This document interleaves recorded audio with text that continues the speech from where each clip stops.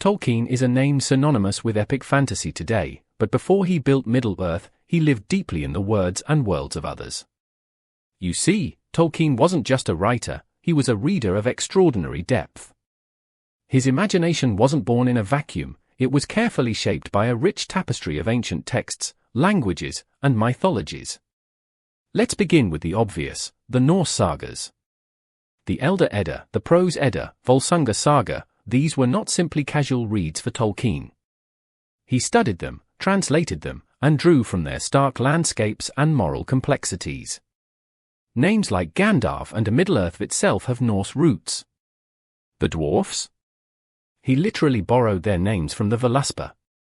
And then there's Beowulf, perhaps the most influential single work in his life. He didn't just read it, he taught it, translated it, and defended its literary merit in a landmark lecture that forever changed how the poem was viewed.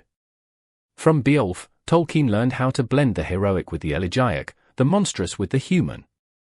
He was also deeply moved by Finnish mythology, particularly the Kalevala. That haunting, fragmented epic inspired his own invention of Elvish languages. In fact, his constructed language Quenya was modeled heavily on Finnish phonology. He even tried adapting the tale of Kullervo into a narrative of his own, an early prototype of the tragic figures we later see in the Silmarillion. Tolkien adored William Morris, too, another writer who combined medievalism with romantic travelogues. Morris's prose romances, like The Well at the World's End, inspired the journey structure and tone of Tolkien's own legendarium.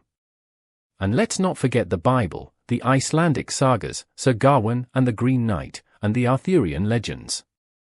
Tolkien's mind was steeped in these stories. He called them the treasury of memory.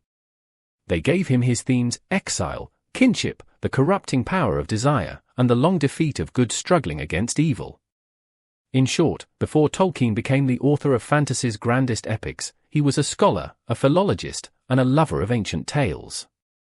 He read widely, deeply, and reverently, and it's in that wellspring of old stories that Middle-earth was born.